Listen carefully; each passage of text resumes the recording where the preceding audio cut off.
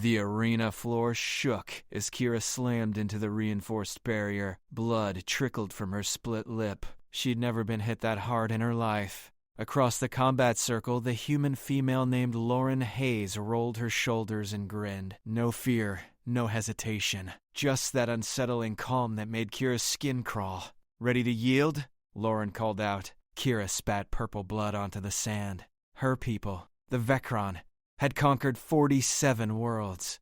They were apex predators, engineered warriors with bone density 3 times that of baseline organics. She stood 7 feet tall with muscle mass that could crush steel. This human barely reached 6 feet. "You got lucky," Kira growled, charging forward. Lauren didn't dodge. She stepped in, caught Kira's crushing right hook on her forearm, and drove her knee into Kira's ribs with a crack that echoed through the stadium. Pain exploded through Kira's torso. Impossible. Her skeletal structure could withstand plasma rounds. The crowd roared. Thousands of alien spectators had packed the orbital arena to watch the Vecron champion demolish another challenger. Instead, they were watching her get dismantled. Lauren's fist connected with Kira's jaw, then her temple, then her solar plexus in a combination so fast Kira's enhanced reflexes couldn't track it. Kira stumbled back, vision blurring. Her trainer's voice screamed in her earcom. "She's using your momentum against you," resetted grapple. Kira shook her head clear and lunged, arms wide to catch Lauren in a bear hold that would crush her spine. Lauren dropped low, swept Kira's legs, and drove her elbow into Kira's throat as they both went down. Kira gasped, choking. The human's weight pinned her shoulder. Pain radiated through her neck. "Humans don't have enhanced bones," Lauren said quietly, her voice steady despite the exertion. "We break easy. So we learn to break everything else first." She shifted her grip, and Kira felt her arm hyperextend toward the snapping point. The crowd fell silent. Kira had issued this challenge 3 days ago after her fleet encountered a human transport in neutral space. She'd laughed at their fragile frames, their soft skin, their average strength ratings. She demanded a formal duel to prove Vecron's superiority. The humans had sent Lauren. Now, lying on the sand, with her arms seconds from destruction and her ribs screaming, Kira understood the terrible mistake she'd made. Humans weren't weak. They were hunters who'd learned to kill things stronger than themselves. "Yield," Lauren said. Kira's pride warred with survival instinct. Lauren applied pressure. Kira's bone began to crack. Kira's scream tore through the arena as her radius fractured. She slapped the ground 3 times with her free hand. The universal signal for submission. Lauren released immediately and stepped back, hands raised to show the match was over. Medical drones swarmed onto the sand within seconds, their anti-grav platforms humming as they surrounded Kira. The crowd erupted, not in cheers but in confused murmurs that rippled through every tier of seats. A Vecron warrior had yielded.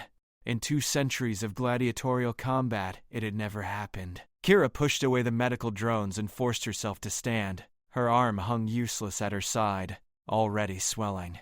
Purple bruises bloomed across her torso. Every breath felt like inhaling glass. Lauren hadn't moved. She stood in the center of the arena, watching Kira with an expression that wasn't triumph or mockery. It was something worse. Respect. "Your technique is solid," Lauren said as the crowd noise faded. "You've been trained well. But you fight like someone who's always been the strongest thing in the room." Kira's secondary heart hammered in her chest. "And you?" "I fight like someone who's always been the weakest." Lauren walked closer, stopping just outside striking range. "Old habit. On Earth, humans aren't apex predators. We're persistence hunters. We don't win by being stronger. We win by refusing to stop." The arena master's voice boomed over the speakers, declaring Lauren the victor, requesting both fighters exit for the closing ceremony. Kira ignored it. "You could have shattered my arm completely. Ended my career. This wasn't about ending you." Lauren's expression hardened. "You challenged me to prove your species was superior. I accepted to prove that strength isn't about biology. It's about will." A section of the crowd began chanting. Kira's translator chip parsed it after a moment. They were chanting Lauren's name. Kira's commander, Thex, descended from the VIP platform, his face a mask of fury. He stalked across the arena floor, his ceremonial armor gleaming under the lights. Behind him, 3 other Vecron officers followed, hands on their plasma sidearms. Disgraceful. Thex spat as he reached them. You've humiliated our entire fleet. Kira straightened despite the pain. I lost fairly. You lost to cattle. Thex turned to Lauren. This proves nothing, human. One victory in controlled combat doesn't change what you are. Weak, fragile, inferior. Lauren's jaw tightened, but she said nothing.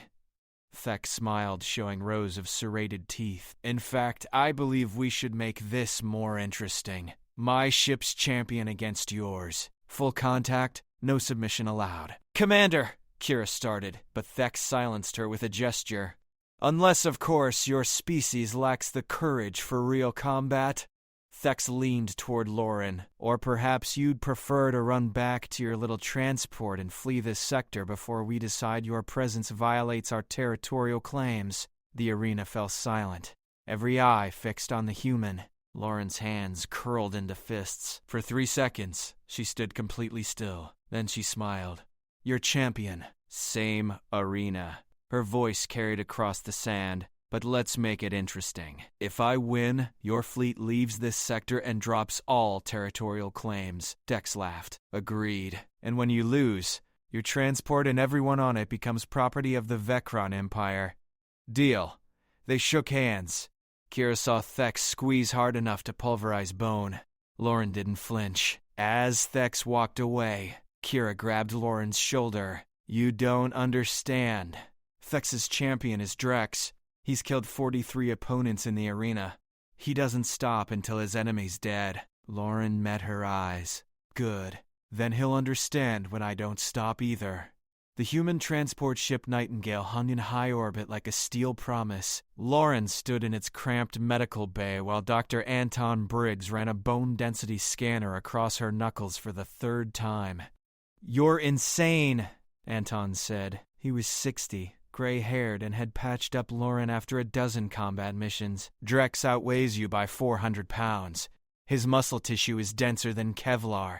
He once tore a blast door off its hinges. Lauren flexed her hand, testing the tape job Anton had wrapped around her fingers. I know. Then you know this isn't like fighting Kira. She was trained for sport combat. Drex was bred for war.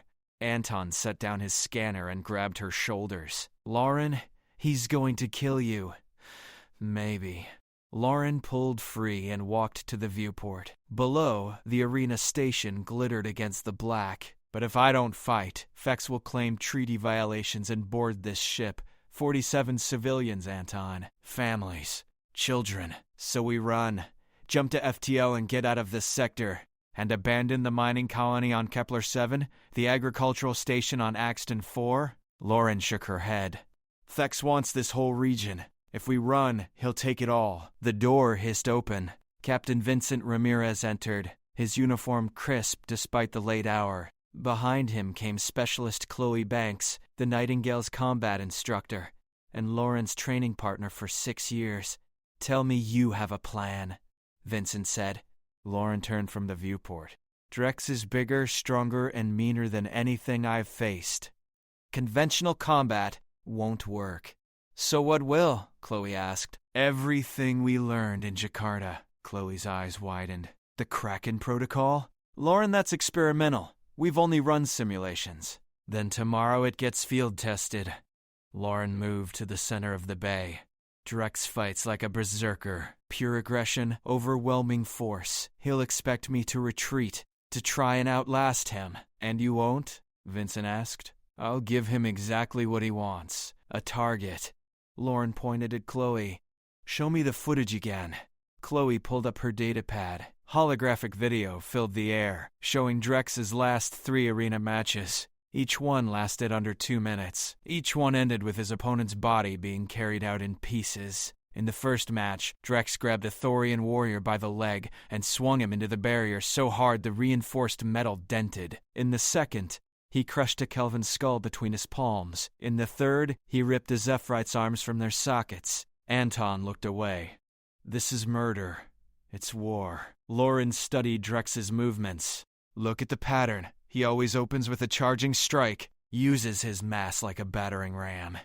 Because it works, Chloe said. Nothing's ever stopped it. Watch his footwork after the initial impact. Lauren rewound the footage. He plants his right foot forward, puts all his weight on it for the follow-up strike.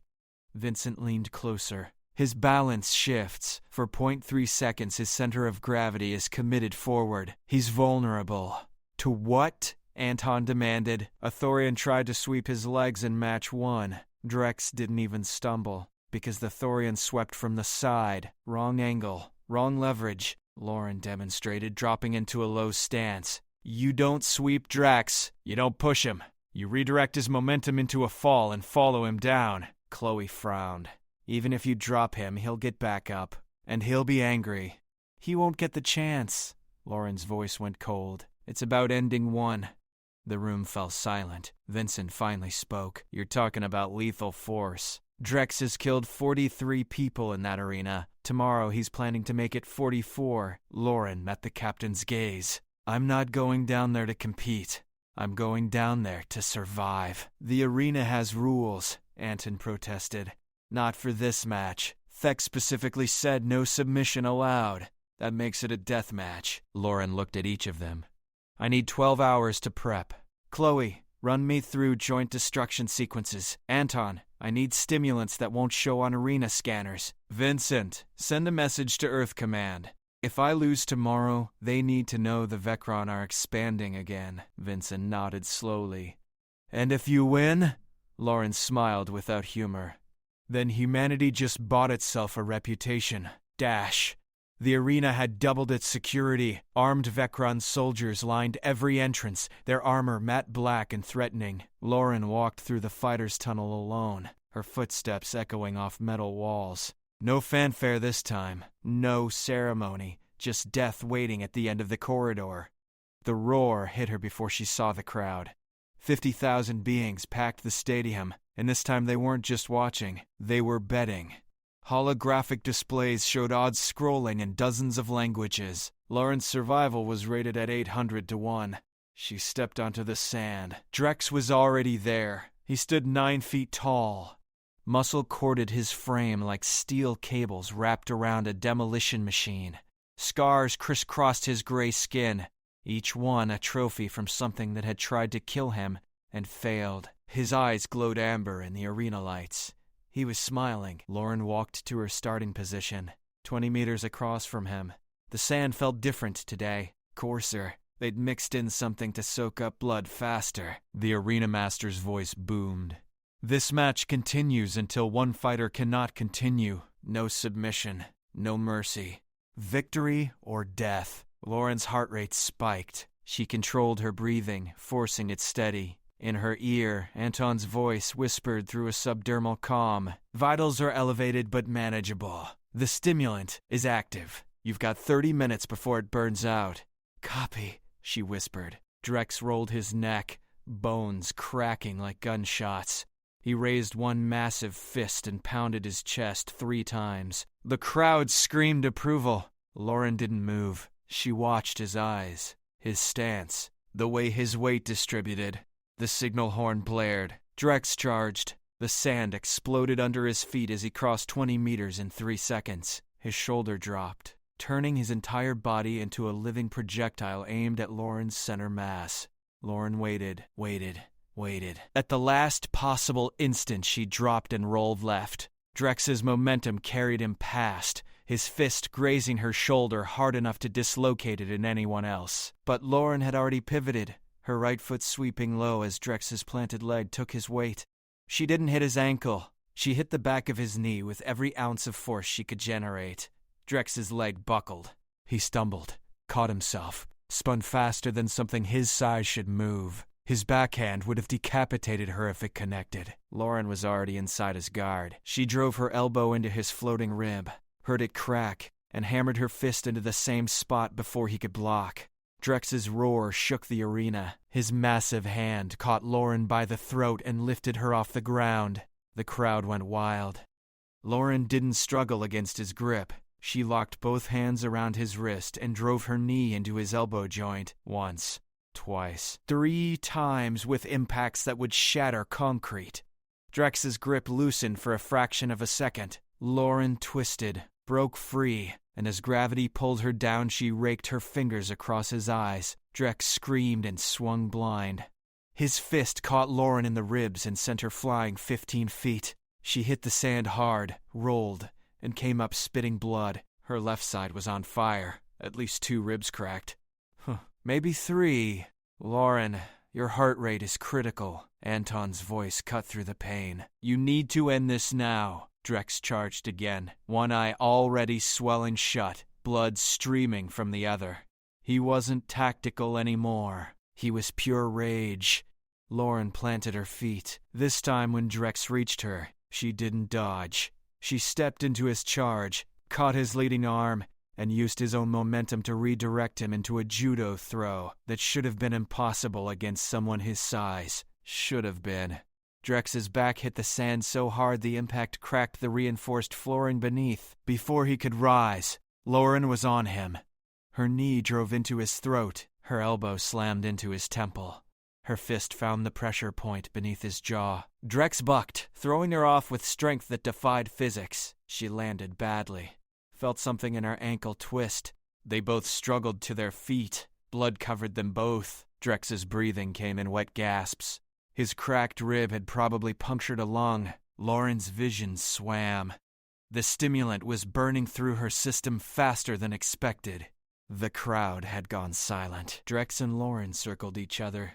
2 killers, both barely standing, both knowing the next exchange would be the last. You fight well, human.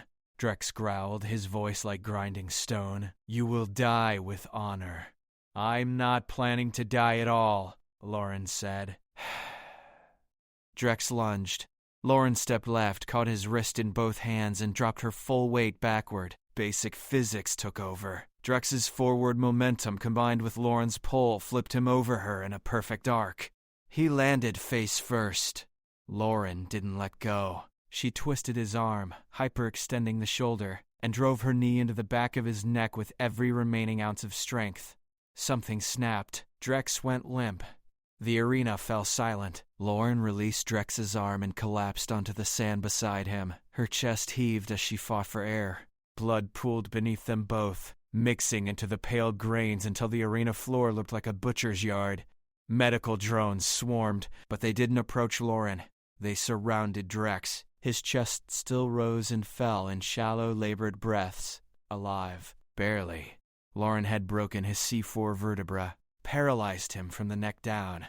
The medical drones worked frantically, injecting emergency stabilizers and wrapping his spine in a stasis field. She'd won without killing him. The crowd didn't know how to react. Silence stretched for 5 full seconds before a single voice screamed from the upper decks, then another. Then thousands erupted in a cacophony that shook the stadium's foundation. Lauren forced herself to stand. Pain radiated through every nerve. Her ribs screamed. Her ankle wouldn't support full weight. Blood ran from a cut above her eye she didn't remember receiving. But she stood. Thex descended to the arena floor, his face carved from granite. Behind him walked Kira, her arm in a regeneration sleeve, and a dozen Vecron officers who looked ready to draw weapons. Thex stopped 5 feet from Lauren. His jaw worked silently before words came out. The terms were clear. You have won. Then honor them. Lauren's voice came out hoarse. Your fleet leaves this sector. All territorial claims are void. Thex's hand moved toward his sidearm. Every human on the Nightingale's crew watching the feed held their breath. Vincent's hand hovered over the emergency broadcast that would transmit Lauren's final moments to Earth Command as evidence of Vecron aggression. Kira stepped forward. Commander, the entire galaxy is watching. 20 billion beings across 40 systems saw this broadcast live. Tex's hand stopped. If you break the terms now, Kira continued, her voice steady, the Vecron will be known as Oathbreakers. Every alliance we've built will crumble. Every treaty will be questioned. She crippled our greatest warrior, Thex hissed. She beat him fairly in combat, you demanded, Kira. Met her commander's eyes. The fault is ours. We underestimated them. The tension held for 3 heartbeats. Then Thex's hand dropped. We leave at dawn. This sector is yours, human. He turned and walked away, his officers following. Only Kira remained. She approached Lauren slowly, respectfully. You could have killed him. Why didn't you? Lauren looked at Drex being loaded onto a medical platform. Because I'm not here to prove humans are better killers. I'm here to prove we're better survivors. There's a difference. Killing ends one threat.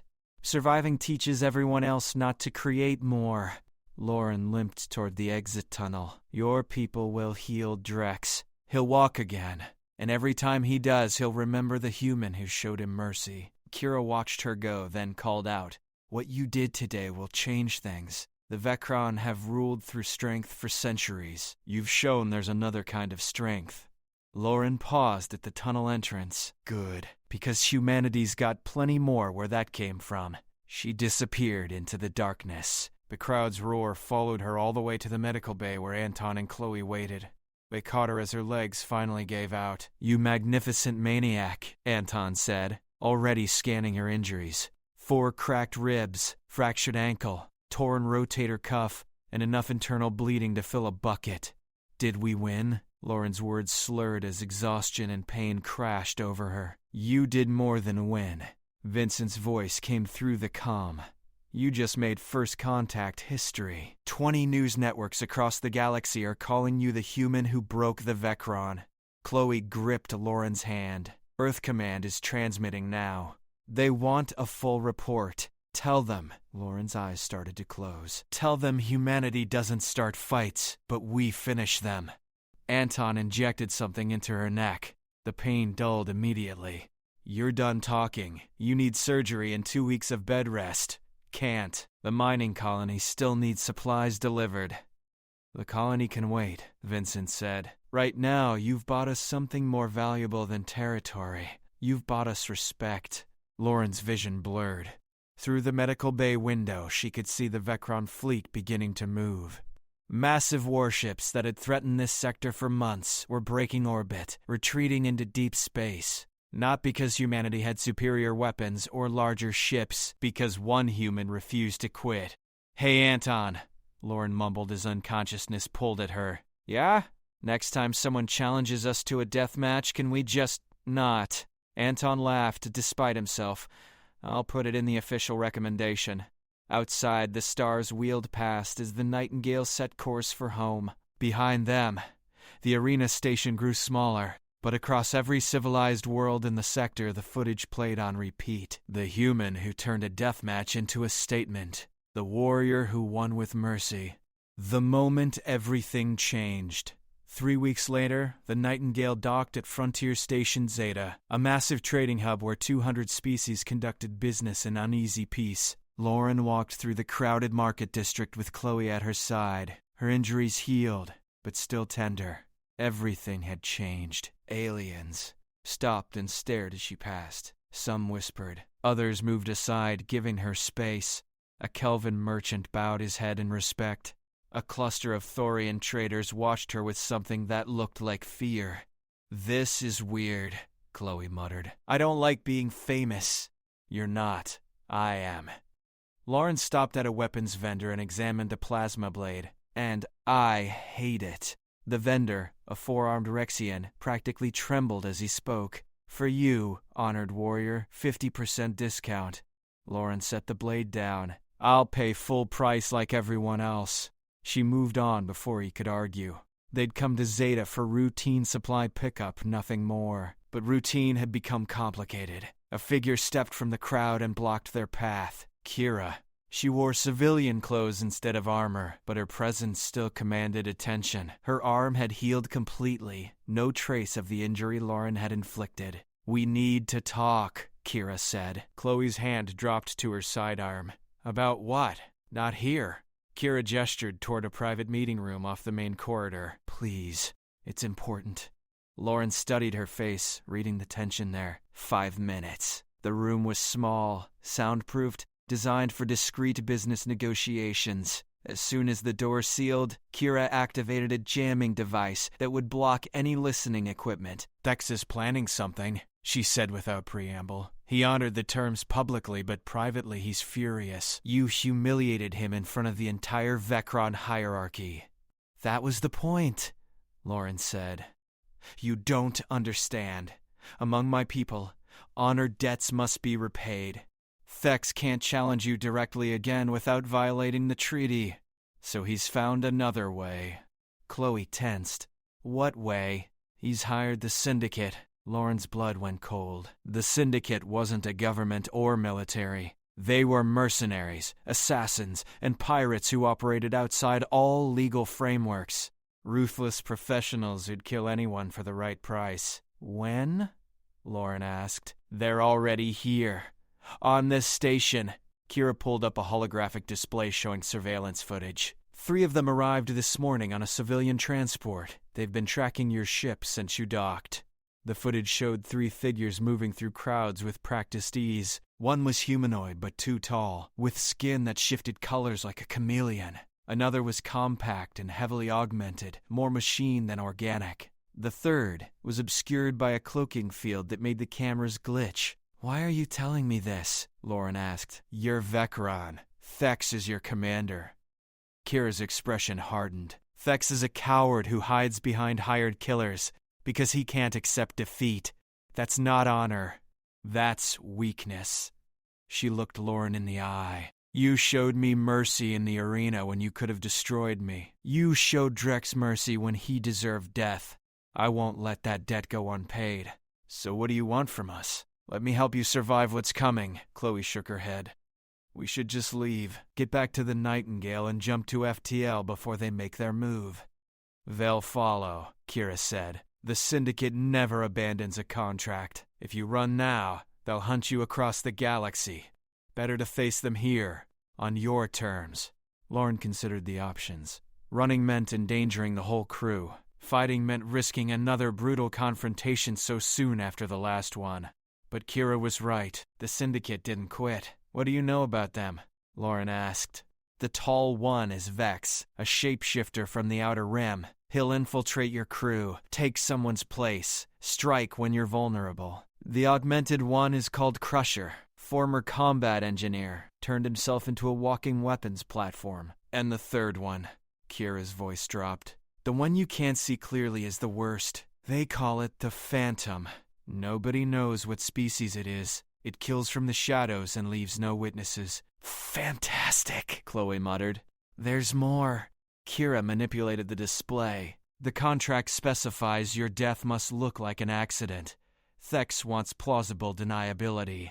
So they won't attack openly. They'll sabotage your ship, poison your food, create a scenario where you die and nobody can prove it was murder. Lauren's mind raced through possibilities. How long until they make their move? Hours. Maybe less. The Phantom has already breached station security in 3 sectors. It's positioning for the kill. An explosion rocked the station. Alarms screamed through the corridors. The lights flickered and died, replaced by emergency reds. Kira's eyes widened. They've started. Lauren grabbed Chloe's arm. Get to the Nightingale, warned Vincent. Nobody boards that ship until we've cleared the threat. What about you? I'm going hunting. Another explosion. Closer this time. Screams echoed through the market district. Smoke began filtering through the ventilation systems. Kira drew a compact plasma pistol from her jacket. You'll need backup. Lauren looked at the Vecron warrior who'd become an unlikely ally. You sure about this? Helping me puts you against your own people. Tex stopped being my people when he hired assassins. Kira checked her weapon. Besides, I still owe you for the arena. Consider this installment 1. The door burst open. Station security rushed past, heading toward the explosions, and in the chaos, 3 shadows moved with purpose through the panicking crowd. The hunt had begun. The station's main power failed. Emergency lights bathed everything in crimson as Lauren and Kira moved through the evacuation chaos. Civilians rushed past them toward the docking bays, desperate to reach their ships before the station tore itself apart. Lauren pressed against a wall and activated her comm. Vincent, status. Static answered. Then Vincent's voice broke through, strained. Someone's hacked station communications. We're being jammed. I've got the Nightingale locked down tight, but I can't reach Chloe or half the crew still on station. The syndicate is moving. 3 targets, professional killers. Lauren scanned the corridor ahead. Don't let anyone board. I don't care what credentials they show. Copy that. Lauren, be careful. These aren't arena fighters. I know. She killed the connection and turned to Kira. We need to split up. Cover more ground. Bad idea. The Phantom hunts isolated targets. Good. Let it come for me. Lauren pulled a compact blade from her boot. You find Vex before he replaces someone on my crew. I'll handle whoever finds me first. Kira hesitated, then nodded. There's a security station 2 levels down. I can access surveillance from there. Track Vex's movements. Go. Fast. They split at the next junction. Kira disappeared down a service ladder while Lauren continued toward the docking sector. The corridors grew quieter as she moved away from the evacuation routes. Too quiet. Lauren's instincts screamed danger. She spun just as Crusher emerged from a side passage. Up close, the augmented killer was horrifying. Cybernetic implants covered 70% of his body. His right arm had been replaced entirely with a weapon system that cycled through 3 different configurations.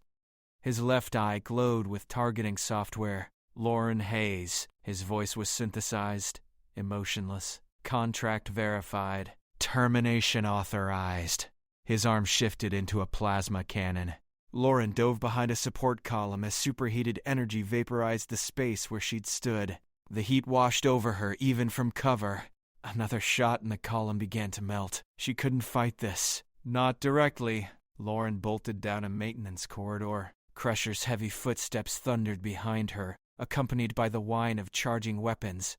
She took a sharp left, then right, using her smaller size to navigate tight spaces he'd struggle with. It bought her seconds. She burst into a cargo bay filled with supply containers. No exits except the way she'd entered. Dead end.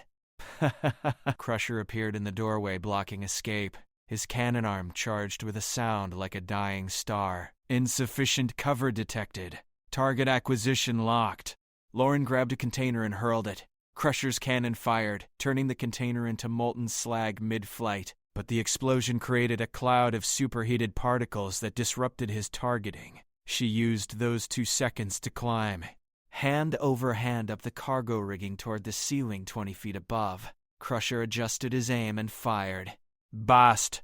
The blast hit the rigging, melting support struts. The entire structure began collapsing. Lauren jumped, caught a ventilation pipe, and swung herself into an overhead duct. Too small for Crusher to follow. She crawled through the vent system, hearing him below, methodically destroying the cargo bay in frustration. Her comm crackled. Lauren, it's Kira.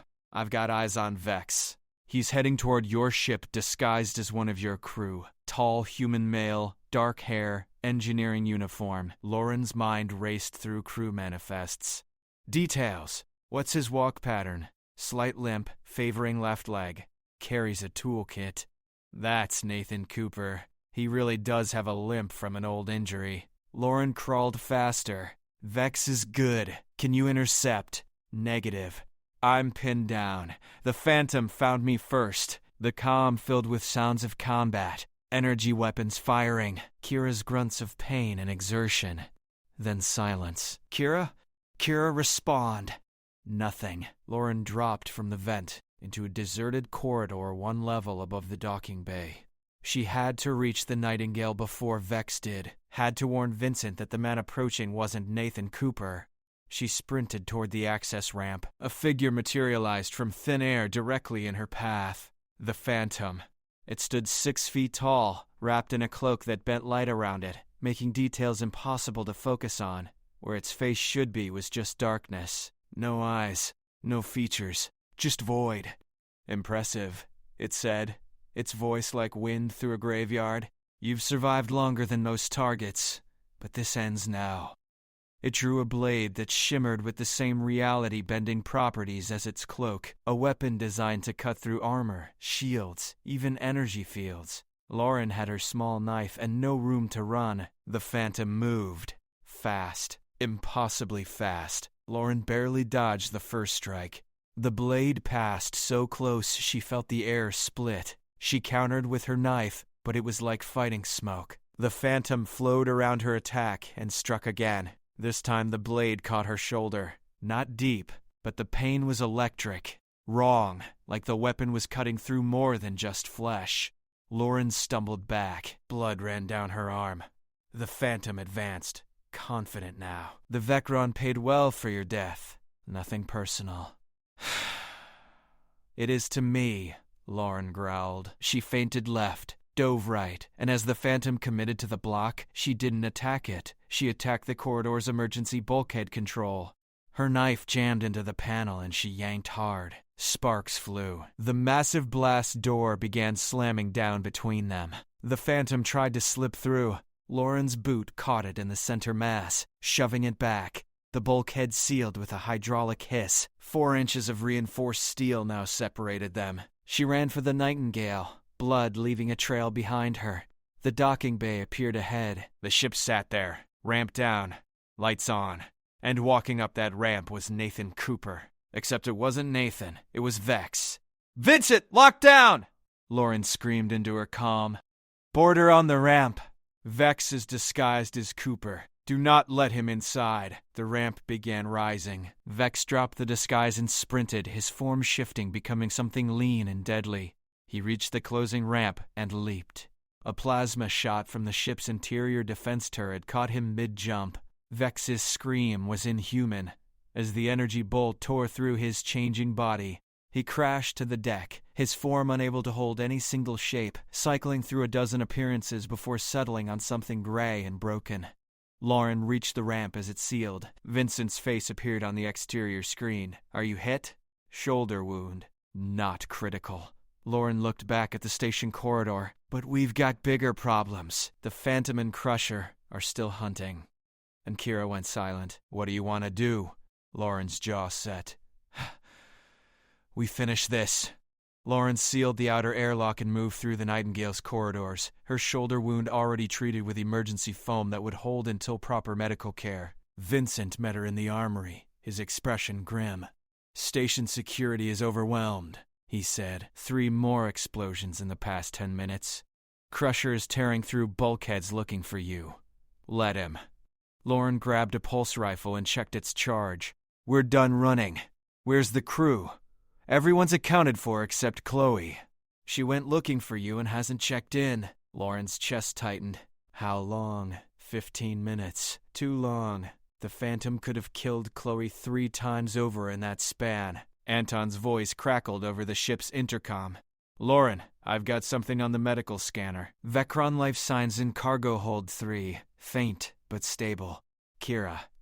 Lauren sprinted through the ship, Vincent close behind. "Sssss."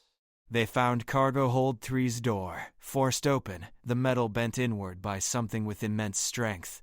Inside, Kira lay against a supply crate, her armor scorched and torn. Purple blood pooled beneath her, but she was breathing. "Told you," Kira coughed, managing a weak smile. "The Phantom doesn't leave witnesses. Except I refuse to die." "What happened?" "It's fast. Faster than anything I fought. Got inside my guard, cut me 4 times before I landed 1 hit." Kira touched her side where the worst injury was. "But I tagged it, marked it with a tracking isotope before it disappeared."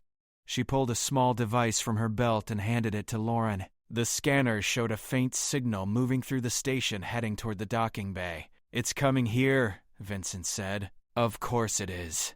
Lauren helped Kira to her feet.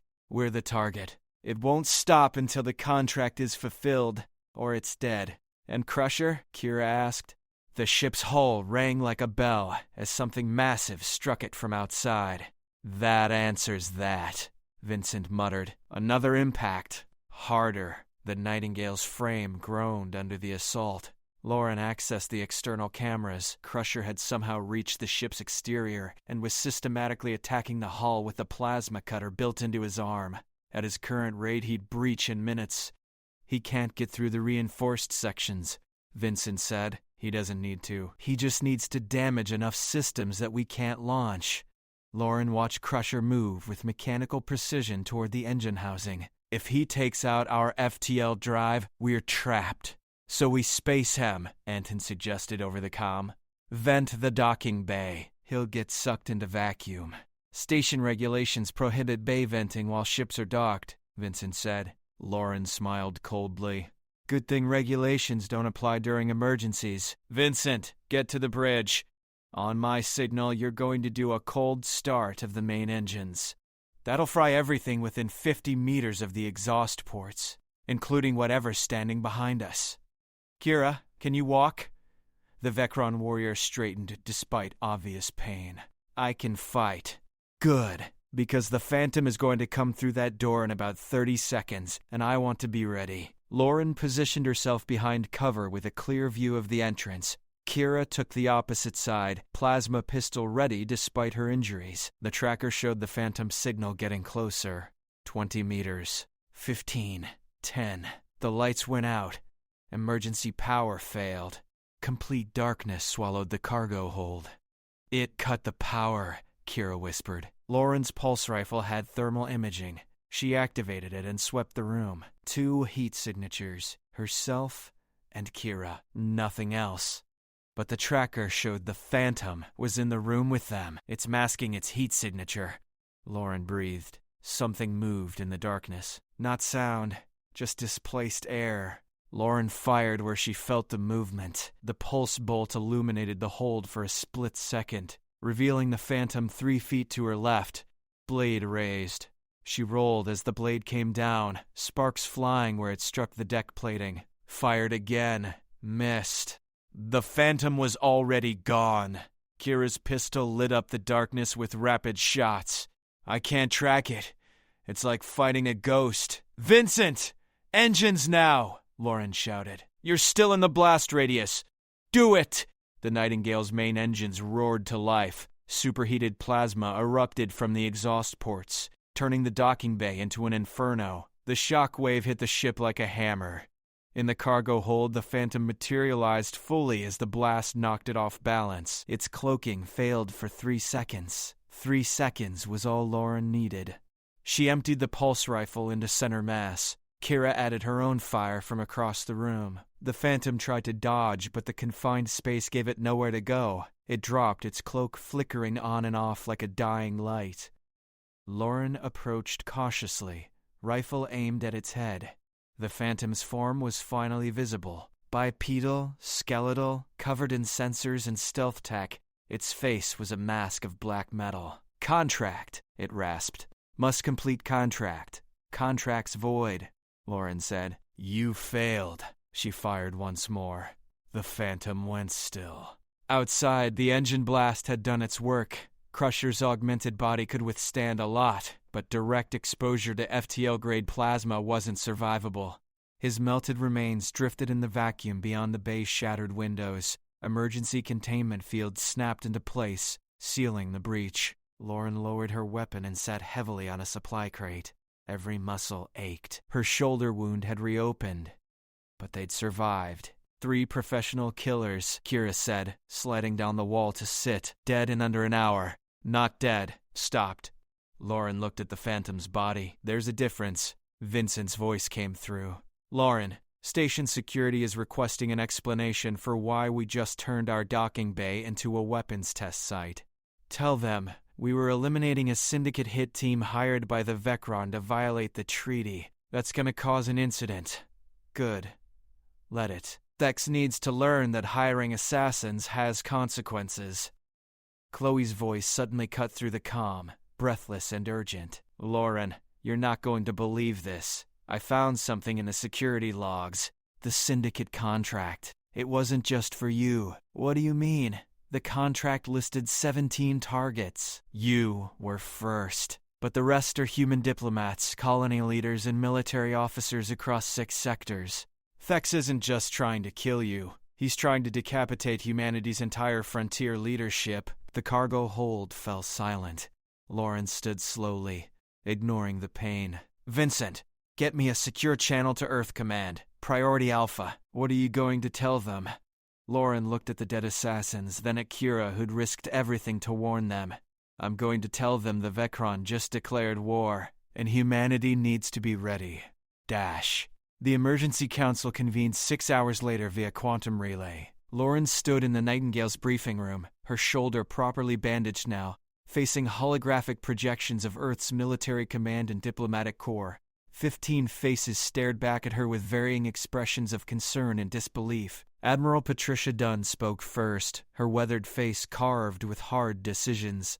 "You're certain about the contract details?" "Confirmed through 3 independent sources," Lauren replied. "Station security recovered the Syndicate's encrypted communication logs. 17 targets. All human leadership in frontier territories. Payment came from a Vecron military account traced directly to Commander Thex's fleet. That's an act of war," said Ambassador Gregory Stone, his diplomatic composure cracking. "We have treaty obligations with 40 species. If we respond militarily against the Vecron, half our alliances collapse. If we don't respond," General Marcus Webb countered, "we look weak. Every aggressive species in the galaxy will test us the same way." The council erupted in debate. Lauren let it run for 30 seconds before slamming her hand on the table. "With respect, you're asking the wrong question." The room fell silent. "The question isn't whether we respond," Lauren continued. "It's how we respond. Thex wants a war. He's gambling that humanity will either roll over or lash out stupidly. Either way, he wins." Admiral Dunn leaned forward. "So what do you suggest? We prove him wrong. Again." Lauren pulled up a tactical display. "Thex violated the Arena Treaty by hiring assassins. That's not a military action. It's criminal. We don't declare war. We demand justice. The Vecron don't have a justice system that would prosecute their own commander," Stone said. Then we create one." Lauren expanded the display to show communication logs. Kira provided evidence that links Thex directly to the contract. "She's willing to testify. We take this to the Galactic Arbitration Council," Webb scoffed. "The council has no enforcement power. It's a debate club." "It's a stage," Lauren corrected, "with every major civilization watching. We put Thex on trial in front of the galaxy. We show his evidence. We show what humanity does when someone breaks their word." Dunn studied the display. "You're talking about turning this into a political weapon. I'm talking about showing 40 species that humans keep our promises and punish those who don't keep theirs." Lauren met the Admiral's gaze. Thex thought hiring killers would be quiet. "Make it loud. Make it public. Make him an example." The council members exchanged glances. "There's risk," Stone said carefully.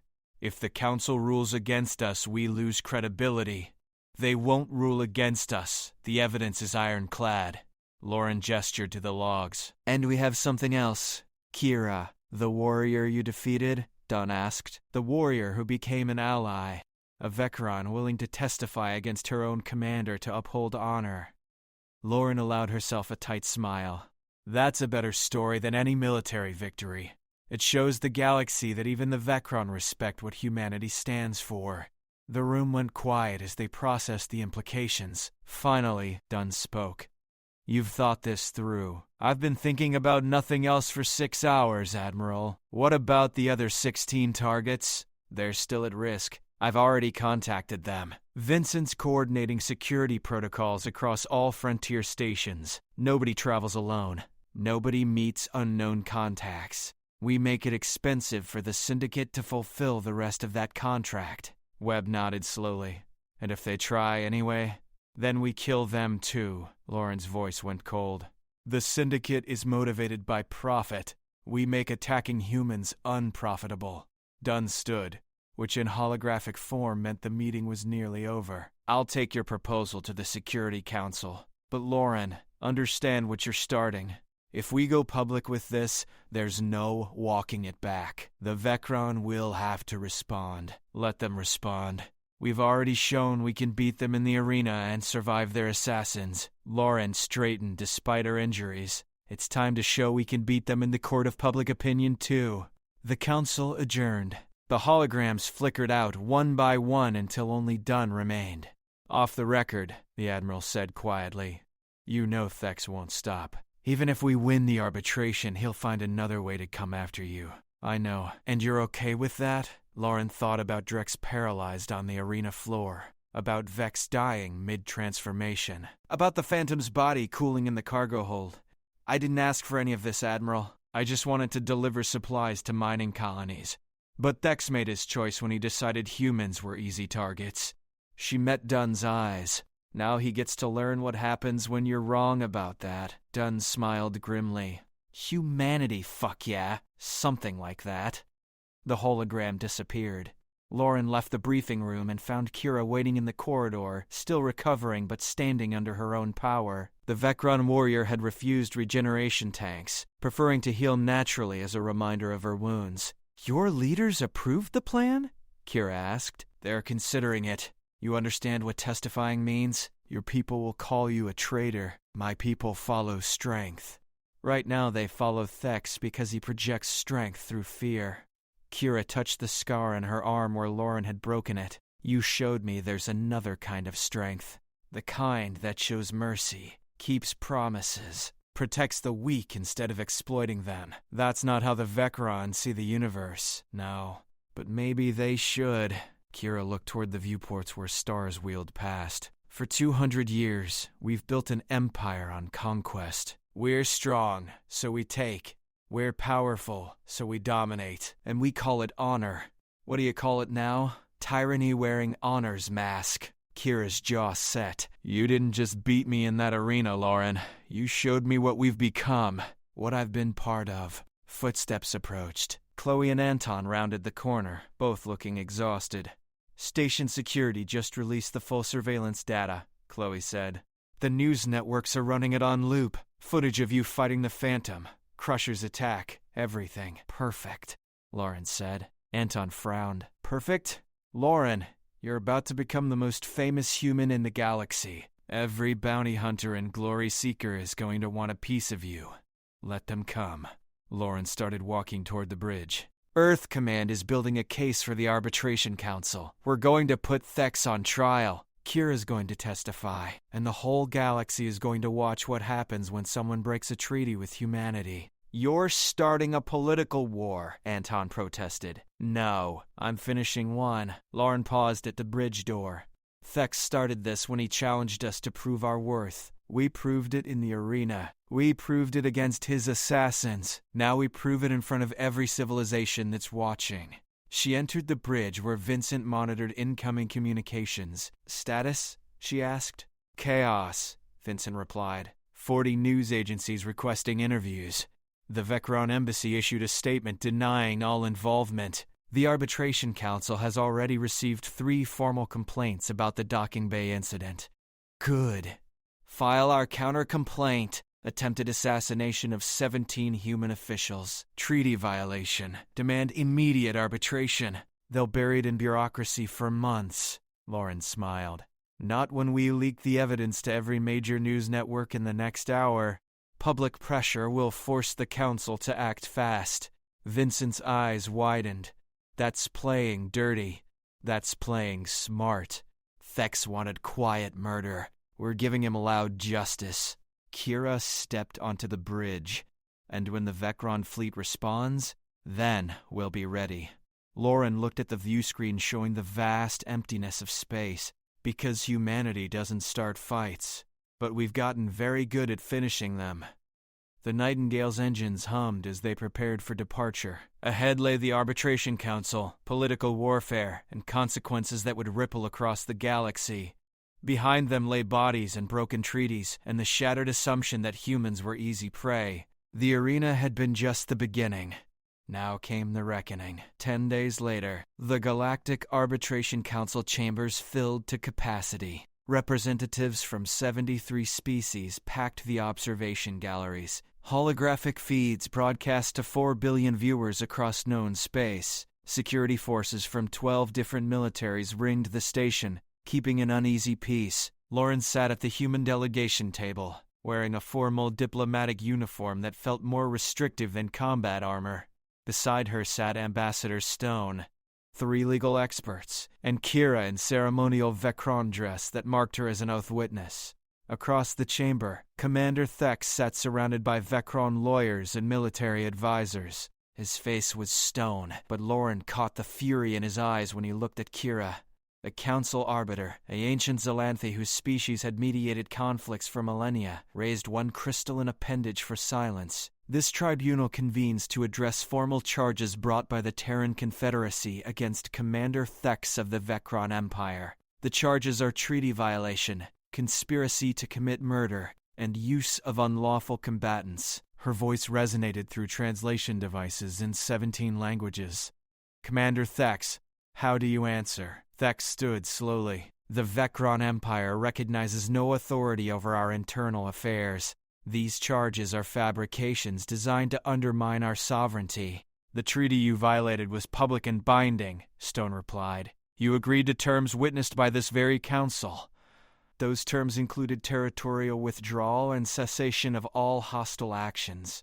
We withdrew. Our fleets left the disputed sector as promised. Then, you hired the Syndicate to murder 17 human officials. Stone activated a holographic display. Communication logs filled the air. Financial transfers. Encrypted messages, all pointing directly to Thex's personal accounts. The gallery erupted in murmurs. Thex's lawyer, a cold-eyed Vecron female named Kresh, stood. Those documents are inadmissible, obtained through illegal surveillance and presented by a known criminal. She pointed at Kira. That warrior betrayed her own people. Her testimony is worthless. My testimony is truth. Kira rose, her voice carrying across the chamber. I served Commander Thex for 12 years. I followed his orders without question, until I watched him spit on the very honor he claims to uphold. You dare speak of honor? Thex's composure cracked. You sided with humans over your own kind. I sided with honor over cowardice. Kira met his glare without flinching. You lost in the arena fairly. Instead of accepting defeat, you hired assassins. You hid behind mercenaries because you lacked the courage to face Lauren Hayes yourself. Careful, traitor, Tex growled. Prove me wrong. Kira's challenge rang through the chamber. If the evidence is false, if I'm lying, then face her again, right here, right now. No hired killers, no tricks, just you and the human who humiliated you. The gallery exploded. Delegates shouted. Security forces tensed. The Arbiter's crystalline form flashed with light, demanding silence. This is a legal proceeding, not an arena. Then make it both, Kira pressed. The Vecron claims strength through combat. Let Tex prove his strength. Let him prove humanity cheated, or got lucky. Or let him admit he's afraid. Thex launched from his seat, fury overwhelming calculation. I fear nothing, least of all a fragile human. Then accept, Lauren said quietly. Every eye turned to her. She stood, ignoring the protests from her own delegation. Commander Thex claims we fabricated evidence, that we're manipulating this council. Fine. Put it to the test the Vecron respect. Single combat, no tricks. You win. All charges drop and humanity withdraws from the disputed sectors permanently. Stone grabbed her arm. Lauren, this is insane. It's the only way to end this. She pulled free. The council could debate for years. The evidence could be challenged forever. But a fight? She looked at Thex. That settles things the Vecron way, the Arbiter considered. Such arrangements are highly irregular. But not unprecedented, Kira interjected. Galactic law permits trial by combat when both parties consent and the presiding authority approves. Thex's lawyers tried to intervene, but he silenced them with a gesture. What are your terms, human? Same as before. Fight until submission or incapacitation. You win, you walk free. I win, you confess everything on this broadcast to 4 billion viewers. And when I kill you, then you kill me. Lauren's smile was cold, but you won't, because you already know how this ends. Thex's hand went to his sidearm. Security forces raised weapons. The tension ratcheted to breaking point. Then Tex laughed. A harsh, bitter sound. You think you can bait me into fighting you again? You think I'm that foolish? I think you're that proud. Lauren walked around her table toward the center of the chamber. I think every second you sit there you're thinking about the arena, about how a human half your size beat you in front of the galaxy, about how your greatest warrior couldn't stop me, about how assassins you paid a fortune for died without even completing the job. Thex's composure shattered. He vaulted over his table and charged. Security froze, unsure whether to intervene. The Arbiter's voice boomed. "Stop!" Thex didn't stop. He crossed the chamber in 3 massive strides, closing on Lauren with murder in his eyes. Lauren stood her ground. At the last second, Thex pulled up short. His fist stopped inches from her face, close enough that she felt the heat radiating from his skin. They stood frozen, Thex breathing hard, Lauren calm. "You want me to hit you?" Thex said slowly, realization dawning. "In front of the council? In front of billions watching? You want me to prove I'm the aggressor? I want you to prove what you are." Lauren didn't step back. A coward who hides behind strength, who breaks treaties because you can't handle losing, who hires murderers because facing consequences terrifies you. Thex's jaw worked. His fist trembled. Then he lowered his hand and stepped back. "No," he said. "I won't give you the satisfaction. Then confess." Lauren's voice dropped to steel. "Tell the truth. Admit you hired the syndicate. Admit you violated the treaty, or spend the rest of your life knowing everyone watching thinks you're too afraid to face one human." The chamber held its breath. Thex looked at the council, at the billions watching, at his own delegation, their faces showing what they already believed. His shoulders sagged. "I hired them," he said quietly. The gallery erupted. "I hired the syndicate to eliminate human leadership in frontier sectors." Louder now. Each word dragged out like shattered glass. "I violated the treaty because I couldn't accept that a human defeated our champion, that a human showed mercy when she could have killed, that everything we built our empire on was wrong." He turned to Lauren. "You were right. In the arena. On the station. Here." He laughed bitterly. "Humans aren't the strongest, but you refuse to quit. You turn every loss into a lesson, every fight into a statement. And that makes you more dangerous than any warrior race." The Arbiter spoke, her voice carrying judgment. "Commander Thex, you have confessed to multiple violations of galactic law. This council strips you of rank and command. You will face trial for conspiracy to commit murder. The Vecron Empire will pay reparations to the Terran Confederacy and all affected parties." Thex nodded slowly. Security forces moved to take him into custody. As they led him past Lauren, he stopped. "Your species will reshape this galaxy. For better or worse, I don't know. But we won't stop you. Nobody will." "We don't want to reshape anything," Lauren replied. "We just want to live in peace." "Then you should have stayed weak." Thex smiled sadly. "Because now everyone knows what you're capable of, and they'll never leave you in peace again." Security led him away. The chamber dissolved into chaos, delegates argued. News feeds exploded. The galaxy processed what it had just witnessed. Kira approached Lauren, her expression unreadable. "You gambled everything on Thex's pride." "I gambled on understanding what drives him." Lauren watched Thex disappear through the security doors. "He's not evil. He's just a warrior who built his identity on being unbeatable. When that shattered, he didn't know who he was anymore. And now he gets to figure it out." Lauren turned to leave. Just like the rest of the galaxy gets to figure out what it means that humanity won't be pushed around anymore. She walked toward the exit, past staring delegates, through a gauntlet of flashing cameras and shouted questions. Outside the council chambers, the Nightingale's crew waited. Vincent, Chloe, Anton, and a dozen others who'd followed her into this mess. "Is it over?" Chloe asked. Lauren looked back at the council building, then up at the stars visible through the station's viewports. "No," she said. "It's just beginning." They walked together toward their ship, toward whatever came next, somewhere in the darkness between stars. 40 species were recalculating what it meant to threaten humanity. In the arena, Lauren had proven one human could win. In the shadows, she'd proven humans could survive.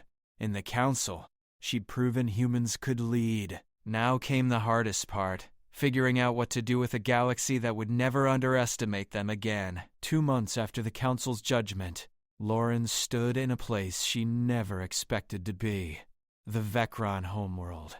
The capital city of Vecthar sprawled beneath an amber sky, all sharp angles and brutal architecture that reflected the species who built it. Massive statues of ancient warriors lined the streets. Every building seemed designed to intimidate.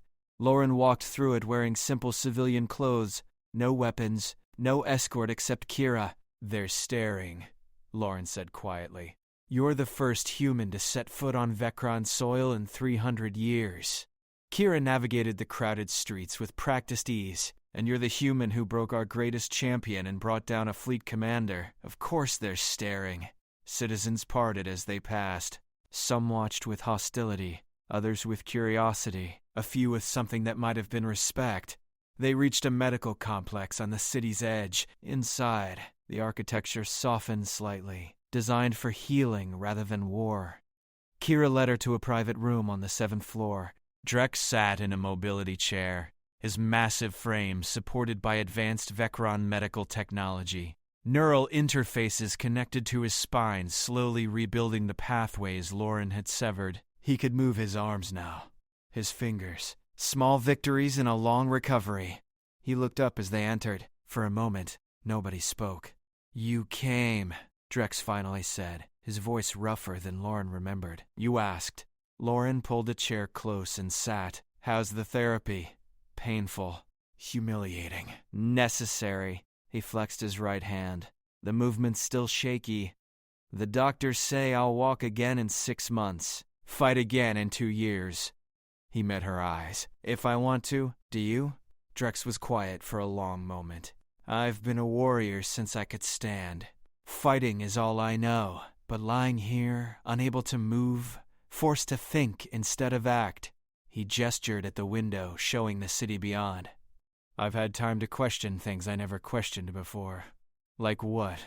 "Like whether strength means crushing everyone weaker, whether honor means never showing mercy, whether the Vecron way is the only way."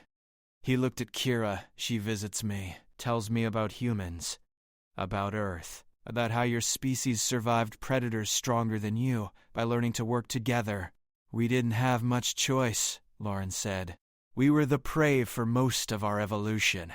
That's what I don't understand." Drex's confusion was genuine. "You were weak. You should have died out. Instead, you conquered your own planet and reached the stars." "How?" Lauren considered the question. "We learned that strength isn't about muscles or claws. It's about refusing to give up, about protecting each other, about turning weaknesses into advantages." "You mean cunning. I mean adaptation." Lauren leaned forward. "Every species in the galaxy is stronger than us individually. So we made ourselves stronger collectively. We built tools. We shared knowledge. We created systems where the smartest, fastest, and strongest humans all contributed." Drex absorbed this. "Thex said you would reshape the galaxy. He was afraid of that. We don't want to reshape anything. We just want to exist without being threatened." "Then you chose the wrong galaxy." Drex's laugh was bitter. "Every species out here is either predator or prey. There's no middle ground. Then we'll make one." Lauren stood and walked to the window. Below, Vecron citizens went about their lives. What happened with Thex, with you, with the Syndicate? It wasn't about proving humans are better. It was about showing that threatening us has consequences. And now? Now we build relationships with species who want peace. We defend against those who don't. And we prove that strength and wisdom can coexist. Drex studied her silently. "You really believe that?" "I have to." Lauren turned from the window. "Because the alternative is endless war. And humans didn't survive 10,000 years of evolution just to spend eternity fighting." A chime sounded. The door opened, and a Vecron physician entered, followed by an unexpected visitor. Ambassador Stone stepped into the room, looking uncomfortable in the alien environment. "Lauren, I've been looking for you." He glanced at Drex. "We have a situation." "What kind of situation?" "The kind where 17 species just submitted formal requests for alliance treaties with Earth. Stone pulled up a data tablet. The council arbitration was broadcast everywhere. Every government in the galaxy watched you force Thex to confess. Now they want to align with humanity before someone else does. Lauren felt the weight of those words. 17? 18 now. Another just came through. They're calling it the Terran Accord, a defensive alliance built around the principle that smaller species deserve protection from aggressive expansion. That's not what we fought for, Lauren protested. Maybe not, but that's what you created. Stone looked tired. Earth Command wants you back. They're forming a new diplomatic corps to handle the treaties. They want you to lead it. I'm not a diplomat. I'm a cargo pilot who got pulled into a fight. You're the human who beat the Vecran, who survived assassins, who stood in front of the galaxy and demanded justice. Stone's expression softened. Like it or not, you've become a symbol. Lauren looked at Kira, then at Drex. What happens to the Vecran? She asked. That depends on them. Stone consulted his tablet. The new Vecran Council has requested talks. They want to discuss reparations and potential cooperation. They're calling it a new era. Drex laughed sharply. My people don't do cooperation. We do conquest. Maybe it's time to learn something new, Kira said quietly. We've spent 2 centuries building an empire through fear. Where has it gotten us? Isolated, feared, alone. She looked at Lauren. Humans showed us there's another way. We showed you one fight, Lauren corrected. That doesn't solve centuries of cultural programming. No, but it's a start. Kira stood. I've been speaking with others, young warriors who question the old ways, scientists who want to study instead of conquer, citizens who are tired of endless war. She gestured at Drex. Even our greatest champion is reconsidering what strength means. Drex nodded slowly. If I ever fight again, I want it to mean something beyond proving dominance. I want it to protect something worth protecting. The room fell quiet. Finally, Lauren spoke. Ambassador Stone, tell Earth Command I'll help with the treaties. But on one condition. Name it. The Terran Accord isn't about building a human empire. It's about creating a framework where species can coexist without constant conflict. That means including everyone who wants peace, even former enemies. Stone raised an eyebrow. You want to include the Vecran? I want to give them the option. They've been warriors for generations. Let's show them they can be something else too. Kira's expression showed surprise.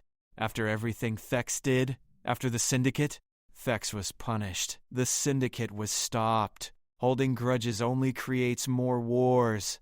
Lauren looked at each of them. Humans learned something important in our history. Peace isn't about defeating every enemy. It's about turning enemies into allies. Stone considered this. It's risky. A lot of species won't trust the Vecron. Then we build that trust slowly. Step by step. Lauren moved toward the door. Besides, having warriors like Drex and Kira on our side, that sends a message too.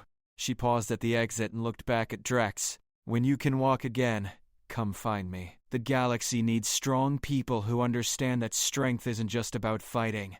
It's about knowing when not to fight. Drex met her gaze and nodded once. A warrior's acknowledgement. Lauren left the hospital with Stone and Kira, stepping back into Vecthar streets. The amber sky was darkening toward evening. Above, stars were beginning to appear. Somewhere out there, Earth waited. The Nightingale's crew prepared for new missions. 17 species drafted alliance terms, and the galaxy slowly adjusted to a truth it was still learning. Humanity had arrived, not as conquerors or victims, but as survivors who refused to be either. The death match in the arena had been one fight. The political battle in the council had been another. But the real fight, the one that would define humanity's place among the stars, was just beginning. It was a fight for peace in a galaxy that barely understood the concept. It was a fight Lauren never wanted but couldn't walk away from. It was a fight that would be won not with fists or weapons, but with patience, wisdom, and the stubborn human refusal to accept that things couldn't change. Kira walked beside her in silence for several blocks before speaking. In the arena, you showed me mercy. In the council, you showed Thex justice. Today, you showed my people a path forward. She stopped walking. Why?